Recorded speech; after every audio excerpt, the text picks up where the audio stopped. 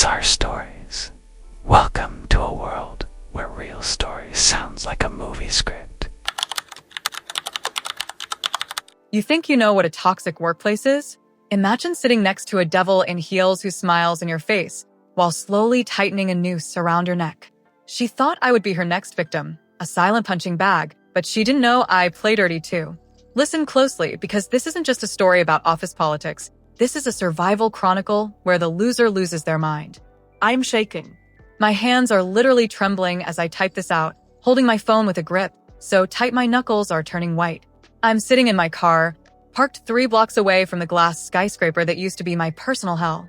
I just watched her leave, not walking, not strutting like she usually does, clicking those expensive heels on the pavement like she owns the concrete. No.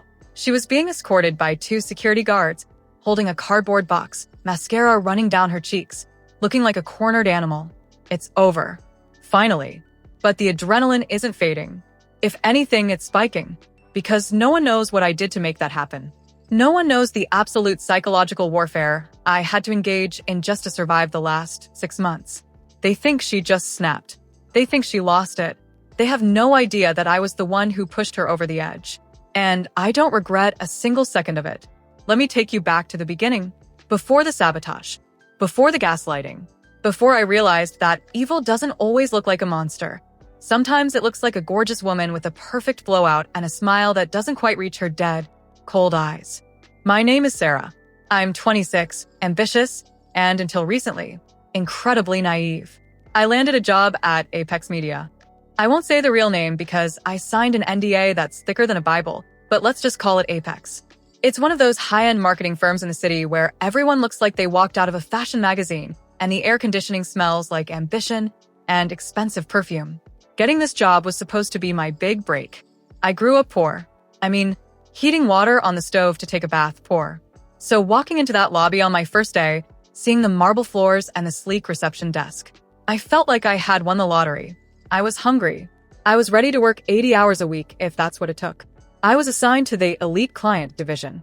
Sounds fancy, right? It was. And that's where I met her, Jessica. The first time I saw her, I was intimidated. She was stunning in that effortless, intimidating way. Sharp suit, perfect hair, gold jewelry that probably cost more than my car. She was the team lead, the queen bee, the golden girl, the boss, a guy named Marcus. We'll get to him later. Oh God, we will get to him. Looked at her like she was the sun, and he was just a planet orbiting her gravity. You must be the new girl, she said. Her voice was smooth, like velvet. She extended a manicured hand. I shook it. Her grip was firm. Too firm. I am Sarah. It's an honor to learn from you, I said, giving her my best enthusiastic smile. She didn't smile back. She just stared at me, for a second too long. Her eyes scanned me from my shoes, discount store on sale, to my blouse, ironed but old. It was a look of pure, unadulterated disgust masked as assessment. Cute, she said finally. Marcus loves hiring projects. She turned her back on me before I could even process the insult. That was the first red flag, but I ignored it. I told myself she was just busy. She was important. I had to earn my stripes. My desk was situated right across from hers, but slightly lower. It was subtle, but psychological. I had to look up to see her. She had a clear view of my screen. The first week was weird. Jessica was helpful. Suspiciously helpful. She'd lean over my desk, her perfume, something heavy and musky, filling my nose, making me slightly nauseous. Here, let me show you a shortcut, she'd whisper, her hand brushing over mine on the mouse. You don't want Marcus to think you're slow, do you? The last girl, well, she was slow. She didn't last 2 weeks. She'd say things like that constantly. Little drops of poison wrapped in advice. The last girl cried in the bathroom a lot. Marcus hates it when people wear that color. Are you sure you want to submit that draft? It's a little basic. I felt like I was walking on eggshells, but I worked hard. I stayed late every night. I double-checked everything. Then the glitches started. It was a Tuesday. I had prepared a pitch deck for a beverage company. I had saved it on the shared drive and my local drive. I'm paranoid about saving files. I know I saved it. Wednesday morning. The meeting was at 9 a.m. I walked in, opened my laptop, connected to the projector. Marcus was there, scrolling on his phone. Jessica was sitting next to him, sipping an iced latte, looking bored. "All right, Sarah. Dazzle us," Marcus said without looking up. I opened the folder. Empty. My heart stopped. Literally stopped. I felt the blood drain from my face. I clicked frantically. Local drive. Empty. Cloud backup. Corrupted file. "Is there a problem?" Jessica asked. Her voice was laced with faux concern. "Do you need technical assistance? I know the systems can be tricky for some people." I saved it. It was right here." I stammered. Sweat began to prickle under my arms. Marcus looked up, his eyes narrowing. "Sarah, the client is here in 10 minutes. Do you have the deck or not?" I swear I did it. I don't know what happened. I was on the verge of tears. Jessica sighed. A long, loud, disappointed sigh. She reached into her bag and pulled out a sleek USB drive. "Luckily," she said, sliding the drive across the table to me, "I had a feeling you might struggle with a creative direction. So I whipped up a backup last night, just in case." She plugged it in. The presentation popped up on the screen. It was my presentation, my data, my research, but the design was slightly different, and her name was on the title slide. "I didn't want the team to look bad, Marcus," she said softly, touching his arm. "I hope you don't mind." Marcus looked at her with adoration. "Jessica, you're a lifesaver. Sarah, take notes. This is what competence looks like." I sat there, frozen. I wanted to scream. I wanted to lung across the table and rip that USB drive out of the port. She stole my work. She literally stole my work and deleted my files. As the meeting went on, I looked at her. She caught my eye, and for a split second, the mask slipped. She winked. A tiny, almost imperceptible wink. That was the moment I knew. This wasn't hazing. This wasn't tough love. This was a hunt, and I was the prey. But what Jessica didn't know was that I grew up in a house full of liars. I know how to spot a hustle. I went to the bathroom after the meeting, locked myself in a stall, and cried for exactly 3 minutes. Then I wiped my face, fixed my makeup, and looked at myself in the mirror. "Okay, bitch." I whispered to my reflection. "You want to play? Let's play." I walked back out to my desk. Jessica was laughing on the phone. She looked at me, expecting to see a broken girl ready to quit. Instead, I smiled. "Thank you so much for saving me today, Jessica," I said, my voice dripping with fake gratitude. "I have so much to learn from you." She looked surprised, then smirked. "You sure do, honey. You're here for a short time if you keep making mistakes like that." You're here for a short time. Those words echoed in my head. She was right. One of us was here for a short time, but she was wrong about who it was going to be. The next few weeks, things got darker. I started noticing that whenever Marcus called me into his office, the door would be slightly ajar, but whenever Jessica went in, the door clicked shut. And the blinds? They were lowered. Sometimes she'd be in there for an hour. Sometimes, too. When she came out, her hair would be slightly mussed, her lipstick a little smudged. And Marcus? He'd look flushed. It was a cliche. The boss and the star employee. But it was dangerous. It meant she had total immunity. I couldn't just go to HR. HR probably reported to Marcus. I was alone. I needed proof. And I needed leverage. I started staying late. Not to work, but to watch. I became invisible. I stopped wearing bright colors. I wore soft shoes. I learned which floorboards creaked and which didn't. One night, around 8 p.m., the office was empty. The cleaning crew hadn't arrived yet. I saw Jessica's computer. She had left it on. She never left it on. She was arrogant. She thought she was untouchable. You walked over. My heart was hammering against my ribs like a trapped bird. I touched the mouse. The screen lit up. Password required. Damn it. Of course. But then I saw it.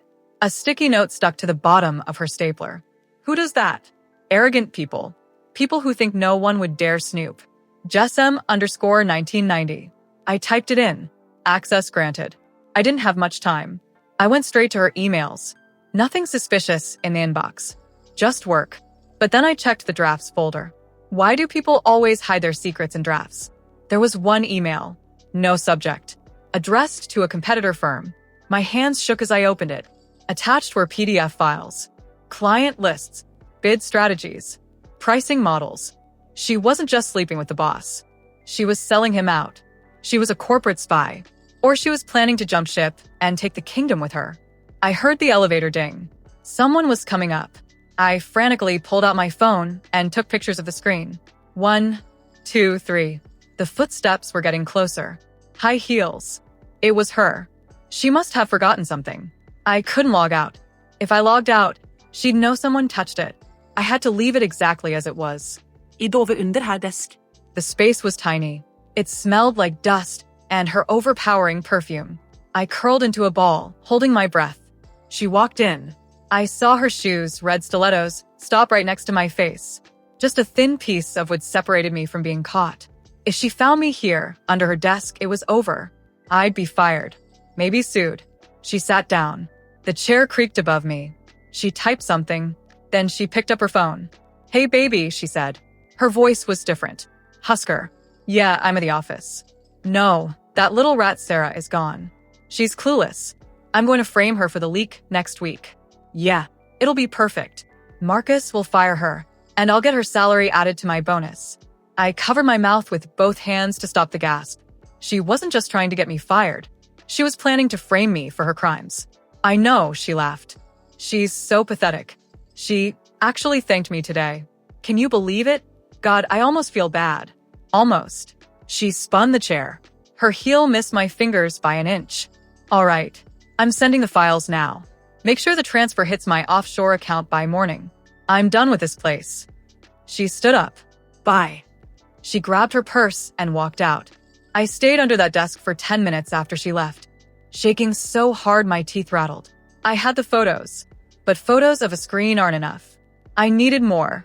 I needed to catch her in the act. And I needed to make sure Marcus saw it with his own eyes. But how?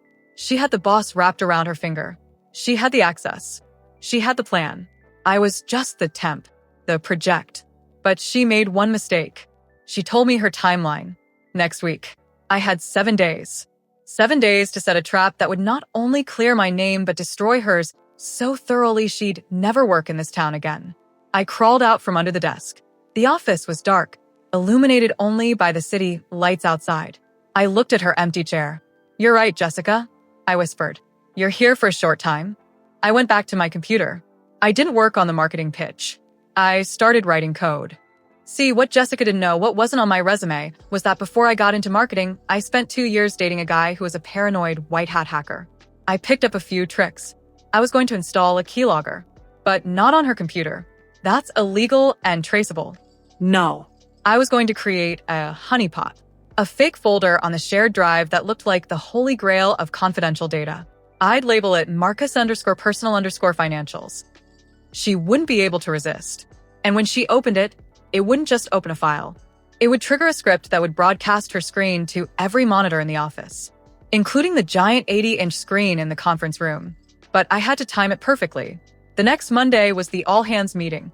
Everyone would be there. The game was on. I didn't sleep that weekend. Not a wink. My apartment looked like a war room. Empty energy drink cans, scribbled notes stuck to the walls, and the glow of 3 different monitors illuminating my face in the dark. I wasn't just coding a script. I was crafting a guillotine, and I had to make sure the blade was sharp. The plan was simple, but dangerous. I created a file. It looked like a standard Excel spreadsheet icon. I named it executive_bonus_structure_Q3_final. Why that name? Because greed. Greed is the one thing that overpowered Jessica's caution. She needed to know how much money Marcus was hiding, how much she was getting, and how much she could steal. Inside that spreadsheet was a macro, a nasty little piece of code. Once opened, it wouldn't launch Excel. Instead, it would force a screen mirror command to the nearest available network projector, which would be the one in the main conference room where the all-hands meeting was taking place. Simultaneously, it would auto-open her email sent folder and display the last 5 attachments full screen. It was a digital suicide bomb. And she was going to be the one to pull the pin. Monday morning felt apocalyptic. The sky was gray. The rain was hammering against the glass facade of the Apex building. I walked in wearing my armor, my best suit, hair pulled back tight. I looked calm. Inside, my stomach was doing backflips. When I got to my desk, Jessica was already there. She was wearing white, head to toe white, like an angel or a cult leader. "Good morning, Sarah," she chirped. She was holding a cup of coffee. She took a sip, looked at me over the rim, and then she poured the rest of it into my trash can. The hot liquid splashed onto my shoes. Oops, she said, zero emotion in her voice. My hand slipped. You should really clean that up. It smells like cheap beans. I stared at the brown stain on my shoe. This was it. She was trying to break me before the meeting. She wanted me rattled. She wanted me crying or screaming so that when she framed me later, everyone would say, "Oh yeah, Sarah was acting crazy all morning." "It's fine," I said, my voice steady. "I have a spare pair." I didn't. I spent the next hour working with wet, sticky socks. Every time I moved, I squished. It was humiliating. And she loved it. She kept glancing over, a smirk dancing on her lips. At 10 a.m., Marcus walked out of his office. He looked stressed. He clapped his hands. "All right, team. All hands in 30 minutes. Big announcements today. I want everyone in the conference room. No exceptions. He looked at Jessica. They exchanged a look, a knowing, hungry look. Big announcements. I knew what that meant. They were going to announce the leak. They were going to call security. They were going to publicly escort me out to make an example of me. I had 20 minutes to plant the trap. I waited for Jessica to go to the bathroom to freshen up. She always did this before meetings. She had to look perfect. As soon as the bathroom door closed, I moved. I accessed the shared drive from my computer. My fingers flew across the keyboard. I found the folder named internal_drafts, a folder Jessica used often because she thought no one else looked there. I dropped my fake file, executive_bonus_structure_Q3_final. Done. Now I just had to pray she saw it. I sat back, heart pounding so hard I could hear it in my ears. 10 minutes later, Jessica came back. She looked flawless. Fresh lipstick. Hair teased. She sat down and unlocked her computer. I watched her from the corner of my eye. Please, look at the drive. She opened her email. Boring. She checked her phone. Then, she opened the file explorer. My breath caught in my throat. She clicked on the shared drive. She was scrolling. Her mouse hovered. She stopped. She saw it. I saw her eyes widen slightly. Greed. Just like I predicted. She looked around quickly to see if anyone was watching. I immediately looked down at my paperwork, pretending to be busy. She didn't open it yet. Of course not. She was smart. She dragged it to her desktop. She was saving it for later, maybe during the boring parts of the meeting when she could hide her screen. "Sarah." Her voice cut through the air like a whip. I jumped. Yes. She swiveled her chair around. Her face was a mask of pity. "You know, I was talking to Marcus earlier. We're both really concerned about your performance and your stability." "My stability?" I asked. Yes. "You seem paranoid, stressed. Maybe this industry isn't for you. Maybe you should go back to whatever it is you came from." She leaned in, her voice dropping to a whisper. "Save yourself the embarrassment, honey. Resign before the meeting. Walk away." It was a final act of cruelty. Or maybe mercy. No, not mercy. She wanted the satisfaction of making me quit. It was a power trip. "I'm not going anywhere, Jessica," I said, looking her dead in the eye. "I'm really looking forward to the meeting. I hear there are going to be some surprises." Her eyes narrowed. For a second, she looked unsure. Did I know? No, impossible. I was just the wet sock girl. "Suit yourself," she sneered. "Don't say I didn't warn you." 10:25 a.m. People started filing into the conference room. It was a glass fishbowl in the center of the office. The giant 80-inch screen was on, displaying the company logo. I took a seat in the back. Jessica sat in the front, right next to the podium where Marcus would stand. She connected her laptop to the HDMI cable, just in case she needed to present something. But she kept her screen private. The room filled up. 50 people. The air was thick with tension. Everyone knew something was up. Rumors of layoffs, rumors of leaks. Marcus walked to the front. He looked sweaty. "Okay, everyone, settle down," Marcus boomed. Jessica opened her laptop. I saw her navigate to her desktop. The icon was there. The trap was set. But she wasn't clicking it. She was waiting. Marcus started talking. "As you know, security is our top priority. Recently, we've had some breaches." He looked directly at me. The whole room turned to look at me. I felt the heat rise in my cheeks. This was it. They were setting the stage. "We have identified the source of the leak," Marcus continued, his voice grave. "And we will be dealing with it immediately. But first, Jessica has some data on how these breaches affected our Q3 projections." He nodded at her. Jessica. She smiled. A shark smile. Thank you, Marcus. She didn't project her screen yet. She was looking at her notes. Then she decided to multitask. While Marcus continued to ramble about integrity, I saw her hand move to the mouse. She was bored. She wanted a peek at that bonus file I planted. She thought she could just open it quickly, check the numbers, and close it before her part of the presentation. She double-clicked. Time seemed to slow down. I gripped the armrests of my chair. 1 second. 2 seconds. Nothing happened on the big screen. Panic surged through me. Did the code fail? Did the antivirus block it? Oh God, if it failed, I'm dead. I'm absolutely dead. Then, the main screen flickered. The Apex logo disappeared. A huge black command prompt window appeared for a split second. The room went silent. Jessica? Your screen, someone whispered. 1 second, technical glitch, Jessica muttered, tapping her keys. But it wasn't a glitch. Suddenly, the screen mirrored her desktop. But not just her desktop. It opened her email client. It maximized the window. And then, in 4K resolution, for 50 people to see, the sent folder opened. Top email, subject, Apex client list, full download. Sent to, competitor's email address. Attachment, Apex_master_database, CSV. The room gasped. It was a collective sound, like all the oxygen had been sucked out. Jessica froze. She stared at her laptop screen, confused. She tried to close the window, but my script had disabled the close button. It disabled the mouse. The screen scrolled down automatically.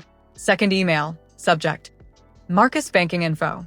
Body text, here are the routing numbers you asked for. Transfer the funds to the Cayman account tonight. What is this? Marcus shouted. His voice cracked. He spun around to look at the screen. He saw his own name. He saw the banking info. Jessica was slamming keys now. It's a virus. My computer has a virus. Turn it off. She yanked the HDMI cable out. But the image on the big screen didn't disappear. Why? Because my script had hijacked the wireless casting protocol too. It was broadcasting to the room's Apple TV. Stop it, she shrieked. She stood up, knocking her chair over. Jessica, Marcus said. His voice was low, dangerous. He wasn't looking at the screen anymore. He was looking at her. Did you send those emails? No. I'm being hacked. It's Sarah. She pointed a trembling finger at me in the back of the room. She did this. She's the hacker. All eyes turned to me again. I stayed seated. I didn't shout. I didn't argue. I slowly stood up. And I said the only thing that mattered. If I'm the hacker, Jessica, then why are those emails coming from your private account? And why is the timestamp from last night, when I was at home and you were logged into the building's security system? I didn't know if she was logged in, but it sounded good. You bitch, Jessica screamed. She actually lunged. She climbed over the table, scattering papers and water bottles. She was coming for me. The pristine, perfect executive had dissolved. In her place was a feral, cornered animal. 2 guys from the sales team grabbed her arms. She thrashed, screaming profanities that would make a sailor blush. I'll kill you. You ruined everything. I own this place. Marcus stood there, pale as a ghost. He realized something way worse than the leak. The banking email. Everyone saw it. He was involved. Or, at least, he was being robbed by his mistress. Either way, his career was over too. Security, Marcus yelled, trying to regain control. Get her out of here. But the show wasn't over. Because on the screen, the script executed its final command. It opened a folder called Photos. And it started a slideshow. I hadn't put those photos there. Those were hers. It was just a random slideshow of the pictures folder. But Jessica was careless. Selfies in Marcus's office. Selfies of them in bed. Photos of piles of cash. The silence in the room was heavy. Heavy and suffocating. Marcus sank into a chair, putting his head in his hands. Jessica stopped screaming. She saw the photos. She went limp in the grip of the sales guys. She looked at me. Our eyes met across the chaos. I didn't smile. I didn't smirk. I just raised my hand and gave her a little wave. Goodbye. You know that ringing sound you hear in movies after a bomb goes off? That high-pitched tinnitus that drowns out the world? That's what I heard for the next 4 hours. The conference room emptied out, but nobody went back to work. How could they? We had just watched a live execution. Not a physical one, but a social and professional one. The air in the office was electric. smelling of sweat and fear. Jessica had been dragged out by security, but her screams seemed to linger in the hallways like a ghost. It was her. Check her computer. She's a witch. Nobody believed her, of course. Why would they? To them, she was the crazy ex-lover who got caught stealing millions and tried to blame the quiet new girl. It was the perfect narrative. I had counted on people's bias. People believe what they want to believe. And everyone wanted to believe that the arrogant, beautiful tyrant was the villain. But I wasn't safe yet. 30 minutes later, the police arrived. Not just regular cops, detectives. Corporate fraud is a big deal, especially when it involves offshore accounts and stolen client data. Then came the IT forensic team. This was the part one was terrified of. I sat at my desk, staring at a blank screen, my hands folded in my lap to stop them from shaking. If they dug deep enough, if they checked the metadata of that spreadsheet file, they might find a trace. A digital fingerprint I forgot to wipe. Sarah? I looked up. A tall man in a gray suit was standing there. He didn't look like a marketing guy. He looked like a Fed. I'm Detective Miller. I need you to come with me. The walk to the interview room felt like walking to the gallows. The office was buzzing. People stared at me, some with pity, some with curiosity. I sat down in the small glass room. Miller sat opposite me. He placed a recorder on the table. You are the one Jessica accused, correct? He asked. His voice was flat. She yelled at me, I said, making my voice small and shaky. She's been aggressive with me for weeks. I don't know why she hates me so much. She claims you hacked her computer, Miller said, watching my eyes. I let out a nervous, incredulous laugh. Me? I don't even know how to use the printer half the time. I'm a junior copywriter. I write slogans for soda cans. He studied me. I held his gaze.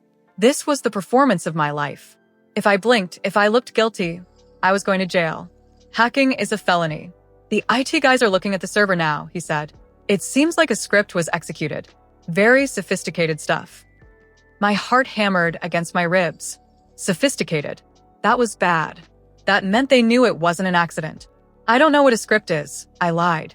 Did she send those emails? Is it true? Miller sighed. He leaned back.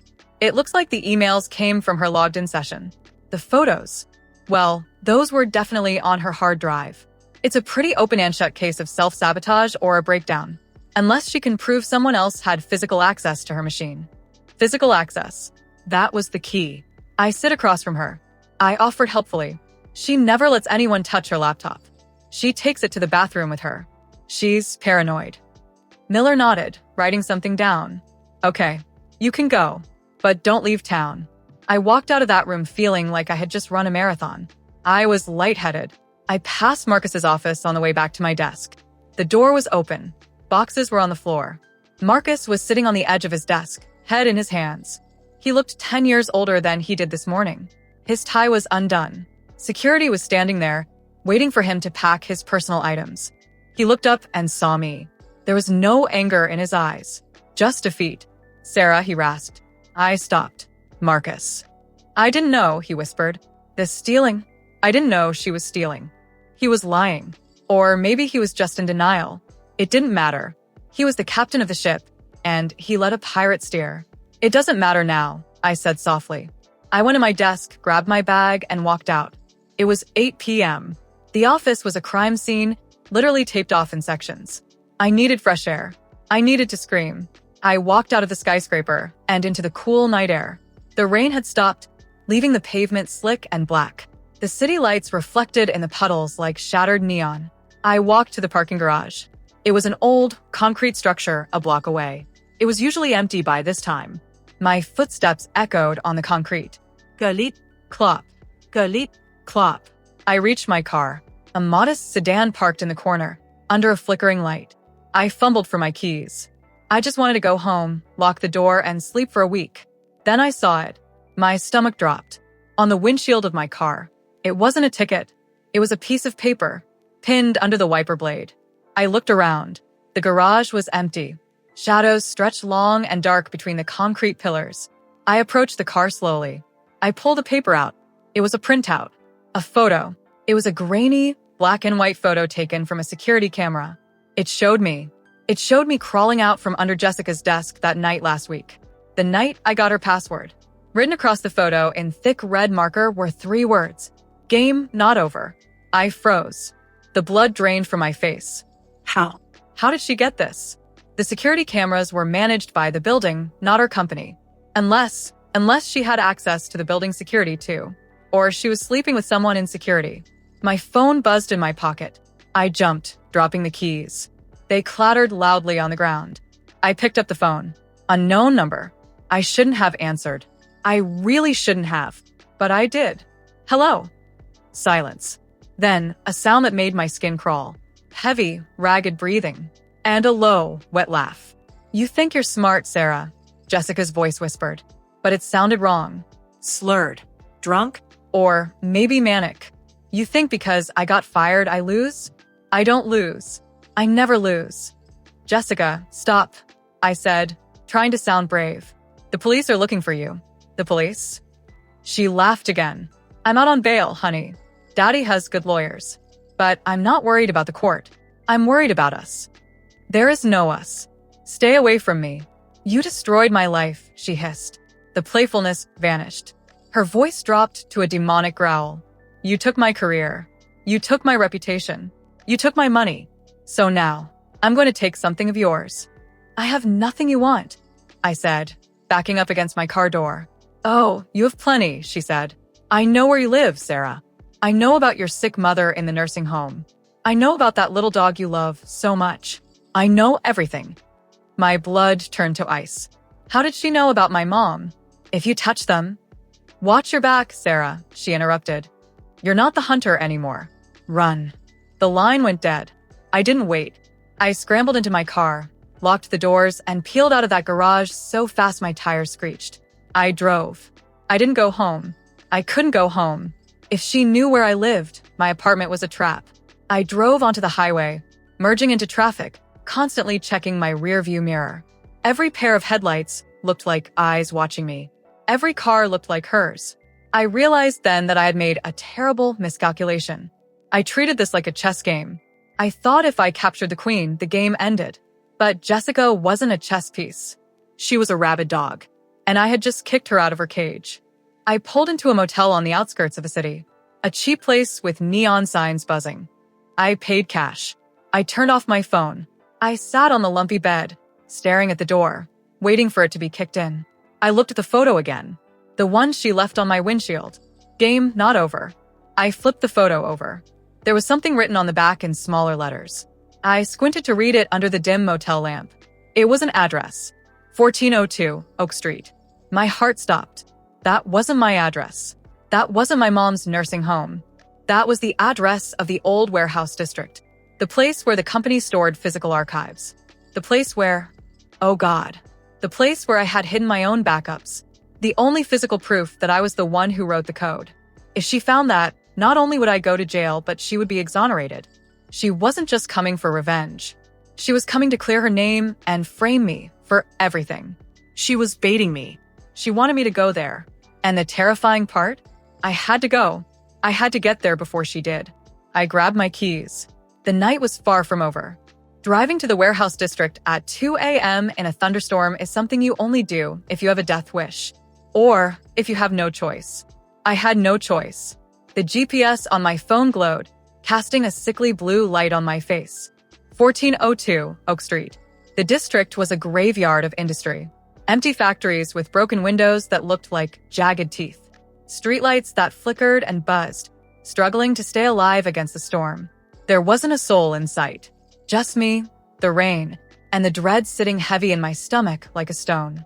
I parked the car 2 buildings away. I didn't want her to see my headlights if she was already there. I killed the engine. The silence inside the car was deafening, instantly replaced by the roar of the rain outside. I reached into the glove compartment and pulled out a heavy flashlight. It was the only weapon I had. A mag light. Heavy metal. If she came at me, I'd have to swing it. The thought made me nauseous. I'm not a fighter. I'm a coder. I'm a strategist. I fight with keyboards, not blunt objects. But the rules had changed. I stepped out into the deluge. The water soaked through my clothes in seconds, freezing me to the bone. I ran towards the warehouse, a massive brick monolith that housed decades of Apex Media's old files. I used to work here. When I first started, Jessica made me do inventory duty for a month. It was hazing. She sent me here to rot among the spiders and dust.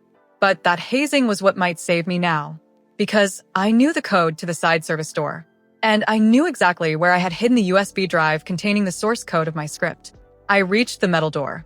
It was rusted and cold. My trembling fingers punched in the code on the keypad. 4-4-9-1. Please work. Please work. Beep. A green light flashed. Thank God. The lock clicked, and I pulled the heavy door open. I slipped inside and closed it gently behind me. The noise of the storm was instantly muffled, replaced by a profound, suffocating silence. The warehouse was enormous, a cavern of darkness. The air smelled of old paper, rotting cardboard, and dry dust. It was the smell of forgotten secrets. I clicked on my flashlight. The beam cut through the dark, illuminating particles of dust dancing in the air. Ahead of me stood rows and rows of metal shelving, towering 20 feet high. They stretched out into the blackness like the ribs of a giant whale. It was a labyrinth, a maze of boxes. Okay, Sarah. Get in, get the drive, get out, I whispered. My voice echoed, bouncing off the metal walls. I cringed. Shut up. Don't make a sound. I started walking down the main aisle. My sneakers squeaked on the concrete floor. I tried to walk on the balls of my feet, but every sound felt amplified. Row 10, row 20. I needed row 42, deep in the back. As I walked, I kept sweeping the flashlight beam left and right. Shadows jumped and twisted, looking like figures lurking in the corners. My imagination was running wild. Was that a person? No, just a stack of boxes. Was that breathing? No, just the wind whistling through a crack in the roof. I reached row 42.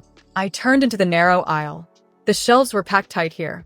I counted the sections. Section B, shelf 3. I found the box. It was labeled Tax Returns 2012. Boring. Nobody ever looks at tax returns from a decade ago. That's why I chose it. I reached up, my hand shaking. I pulled the lid of the box open. I shined the light inside. Piles of paper. I dug my hand to the bottom. My fingers brushed against something cold and plastic. The drive. I grabbed it. I pulled it out. A small, silver USB stick. Relief washed over me, so powerful, I almost collapsed. I had it. The proof that I wrote the code, the metadata, the timestamps, the original script file. If I destroyed this, there was no physical link to me. Jessica's lawyers could scream all they wanted, but without this, it was just her word against the evidence on her computer. I shoved the drive into my jeans pocket. Got it, I breathed. I turned around to leave. And that's when I heard it. Click. Clack. The sound was faint, coming from the other end of the aisle. My blood froze. I stopped breathing. Click. Clack. Click. Clack. Slow. Rhythmic. Deliberate. It was the sound of hard heels on concrete. Someone was walking down the main corridor. Someone who didn't care about being quiet. I clicked off my flashlight instantly. Pitch blackness swallowed me. I pressed my back against the metal shelving, my heart pounding so hard I thought it would crack my ribs. Thump thump. Thump thump. The footsteps stopped, right at the end of my aisle. Sarah? Her voice was sing-songy, playful, like a child calling out in a game of hide-and-seek. I know you're down there. I saw your car parked down the street. You really need to work on your stealth, honey. I clamped my hand over my mouth to stifle a whimper. A light flickered on. Not a flashlight. A cell phone light. It wasn't bright enough to reach me fully, but it cast a long, distorted shadow down the aisle. A shadow of a woman with wild hair. You have something of mine, she said, taking a step forward. Click. You took my life. So, I think it's only fair I take something from you. She wasn't talking about the USB drive. She didn't even know about the drive. She was talking about me. The address wasn't a race to the evidence. It was a kill box. She knew I'd come here if she threatened me. She knew I'd panic and try to hide my tracks. She herded me here. You know, she continued, her voice echoing, sounding closer now. I lost my bail money coming here. I cut my ankle monitor off. Do you know how much trouble I'm in? It's exhilarating. She sounded completely unhinged. The cool, calculated executive was gone. This was a woman who had stared into the abyss and decided to jump in headfirst. Come out, Sarah. Let's talk. Just two girls having a chat. Click. Clack. She was moving down the aisle. She was maybe 20 feet away. I had to move. If I stayed here, I was cornered. There was no exit at the back of the aisle. It was a dead end against the wall. My only chance was to slip through the shelves. The shelves were metal racks with gaps between the boxes. If I could squeeze through to row 43, I could double back to the main exit. I turned sideways. I pushed a heavy box of files aside silently. I tried to squeeze my body through the metal frame. My jacket caught on a sharp edge. Scrape. A loud, metallic screech rang out. Silence. Then a laugh. A low, guttural laugh. Found you. The footsteps sped up. Click, clack, click, clack. She was running now. I yanked my jacket free, tearing the fabric. I squeezed through the shelf, tumbling into the next aisle. I landed hard on my shoulder but scrambled up instantly. Run. Rabbit, run, she screamed. I turned on my flashlight. Screw stealth. I needed speed. I sprinted down row 43 toward the front of the warehouse. Behind me, I heard her crashing through the boxes I had just pushed. She was strong, driven by pure adrenaline and rage. I reached the end of the row and turned left, heading for the service door. I saw the green exit sign glowing in the distance. 50 yards. Just 50 yards. I ran. My lungs burned. Suddenly, something heavy flew past my head and smashed into a shelf. A stapler? A paperweight? You can't leave, she shrieked. Her voice was right behind me. I reached the door. I slammed my hand on the push bar. It didn't move. I pushed again. Harder. Nothing. It was jammed. Or blocked. I looked down. A metal pipe had been wedged into the handle from the outside. No, that's impossible. It was just stuck from age. Having trouble? I spun around, putting my back to the door. Jessica stood 10 feet away. She looked like a nightmare. Her designer, white suit was muddy and torn. Her makeup was smeared across her face like war paint. She was barefoot now. She must have ditched the heels to run faster. In her hand, she held a pair of long, silver scissors. Office scissors. But in her grip, they looked like a dagger. It opens from the outside. Idiot. She panted, smiling. Or with the key. Do you have the key? I did. It was in my pocket, but I couldn't reach it fast enough. I raised my heavy flashlight like a club. Stay back, Jessica. I'm warning you. She tilted her head. Or what? You'll create a spreadsheet about me? You'll report me to HR? She took a step closer. The scissors glinted in the dim light. There is no HR here, Sarah. There are no cameras. No witnesses. Just you, me, and the dark. She lunged. I screamed and swung the flashlight blindly. It connected with her arm. Crack. She shrieked in pain and dropped the scissors. But she didn't stop. She tackled me. We hit the concrete floor hard. The breath was knocked out of me. She was on top of me instantly, her hands going for my throat. Her fingers were like steel claws. D. Just die, she screamed, spit flying into my face. I couldn't breathe. Black spots danced in my vision. I thrashed, scratching at her face, her eyes. She was stronger. Madness gave her strength. My hands scrabbled on the floor, searching for anything. My fingers brushed against the metal scissors she had dropped. I gripped them. I didn't think. Instinct took over. I swung the scissors upward, aiming for her shoulder, just to get her off me. Squelch. The scissors sank into her upper arm. She howled, a sound that wasn't human, and recoiled, rolling off me. I gasped, sucking in air, coughing violently. I scrambled backward, crab-walking away from her. She was on her knees, clutching her arm. Blood was seeping through her white suit, bright red in the flashlight beam. She looked at the blood. Then she looked at me. Her eyes weren't angry anymore. They were wide. Shocked. You, she whispered. You actually fought back. I stood up, my legs shaking so bad I could barely hold my weight. I gripped the flashlight. I told you. I rasped, my voice raw. I'm not the victim anymore. She started to laugh. A wheezing, sobbing laugh. It doesn't matter, she said, looking up at the ceiling. Do you smell that? I frowned. I sniffed the air. Beneath the smell of dust and old paper, there was something else. Acrid. Smoke. I didn't just come here to chat. Jessica smiled, blood dripping down her arm. I dropped a lighter in the file room near the entrance. Row 1. My eyes widened. The file room. That was the only way out. The main entrance. You set the building on fire? If I go down, she whispered, her eyes glazing over with pain and madness. I'm burning it all down. The evidence. The company. You. Me. A roar sound came from the front of the warehouse. The fire had caught the dry cardboard. It was spreading fast. We were trapped. Fire is loud. That's something they don't tell you. It doesn't just crackle. It roars like a jet engine. The heat hit me instantly, a physical wall of pressure pushing me back. The orange glow from the front of the warehouse was growing brighter, eating up the shadows, consuming the oxygen. I looked down at Jessica. She was slumped against the metal shelf, clutching her bleeding arm. Her eyes were unfocused, staring into the flames with a twisted look of fascination. She was ready to burn. She wanted to burn. Go, she whispered, a trail of blood running from her lip. Leave me. It's better this way. I looked at the service door, still jammed.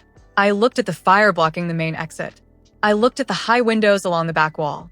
They were our only chance. I had a split second to decide. I could run. I could climb the shelving, smash a window, and crawl out. Y de surviva. And she would turn into ash, along with all her secrets and lies. It would be easy. It would be poetic justice. But then I remembered something. If she dies here, she becomes a tragedy, a victim of a mental breakdown, a martyr. If she lives, she goes to prison. She loses her reputation. She loses her beauty. She loses everything she holds dear. Living was a worse punishment. Get up. I screamed over the roar of the fire. I grabbed her good arm and yanked her up. She was dead weight. Let me go, she shrieked, fighting me, Wiki. Let me die. No, I shouted back, dragging her across the concrete. You don't get the easy way out, Jessica. You're going to live, and you're going to rot in a cell. You hear me? You're going to live. I don't know where I found the strength. Adrenaline is a hell of a drug. I half carried, half dragged her towards the back wall. The smoke was getting thicker, black and oily. I pulled my shirt up over my nose, eyes stinging and watering. We reached the back wall. There was a loading window about 5 feet up. Climb, I ordered. She shook her head. She was fading. I slapped her. Hard. Climb, damn it. I boosted her up. She groaned in pain as her injured arm hit the sill, but survival instinct finally kicked in. She scrambled up. I found a heavy metal pipe on the floor, the one that had probably been used to jam the door originally, and smashed the glass. Crash. Fresh, cold air rushed in, feeding the fire behind us. The flames surged forward, licking at my heels. Jessica rolled out of the window into the mud outside. I vaulted up after her, cutting my hands on the broken glass, and tumbled out into the rain. I landed in a puddle of mud and blood. The rain felt like a blessing. I scrambled away from the building, dragging Jessica by her collar until we were safe distance away. We lay there in the mud, gasping for air, the rain washing the soot from our faces. The warehouse was an inferno now. The roof collapsed with a sound like a bomb going off, sending a plume of sparks into the night sky. Sirens. Finally, blue and red lights cut through the rain. Fire trucks, police cars, and ambulance. 2 police officers ran towards us, guns drawn, then lowered them when they saw our state. "We need a medic," one shouted. I looked at Jessica. She was shivering uncontrollably, staring at the burning building. Her empire of lies, burning to the ground. She looked at me. "Why?" she croaked. "Why did you save me?" I leaned in close, so only she could hear me. "Because," I whispered, "I want you to remember who beat you. Every single day for the rest of your life." That was 6 months ago. The investigation was messy, but the evidence was overwhelming. Not the USB drive. I actually lost that in the fire. But Jessica's confession. See, in the ambulance, she broke. She started babbling, confessing to everything. The fraud, the arson, the assault. The doctors said it was a psychotic break triggered by extreme stress and trauma. She's currently residing in a state psychiatric facility. Once she's deemed competent, she'll be transferred to federal prison to serve 10 to 15 years for corporate espionage, arson, and attempted murder. I visited her once. Just once. She didn't speak. She just sat in the corner of her white room, staring at the wall. She looked old. The glamour was gone. The queen bee was dead. As for Marcus, he was fired, sued by the board, and his wife divorced him. He's currently working as a shift manager at a car rental place near the airport. And me? I didn't get fired. In fact, The higher-ups at Apex were impressed. They called me resilient. They offered me a promotion. Senior Marketing Director. Jessica's old office. I walked into that office. I looked at the view of the city. I sat in her chair. It felt powerful. But I didn't take the job. I resigned the next day. I realized something that night in the warehouse. I don't want to work for a company where people eat each other to survive. And more importantly, I realized that I have a talent for problem solving. I started my own firm, Crisis Management. When companies have difficult employees or leaks or toxic environments, they call me. I clean up the mess. I find the rats. And I deal with them. I charge 3 times what Jessica used to make. Sometimes, when I'm sitting in a boardroom listening to some arrogant executive talk down to me, I think about that night. I think about the weight of the scissors in my hand. I think about the fire. And I smile. Because they think I'm just a nice girl in a suit. They have no idea. They don't know that I walked through hell and came out holding the devil's leash. Jessica was right about one thing. You're here for a short time. But in my case, I plan on making it a very, very interesting time. Thank you for staying with me until the end. How would you have acted in the protagonist's place? Write your thoughts in the comments. More fresh and controversial stories every day on my profile. Like and subscribe to this channel.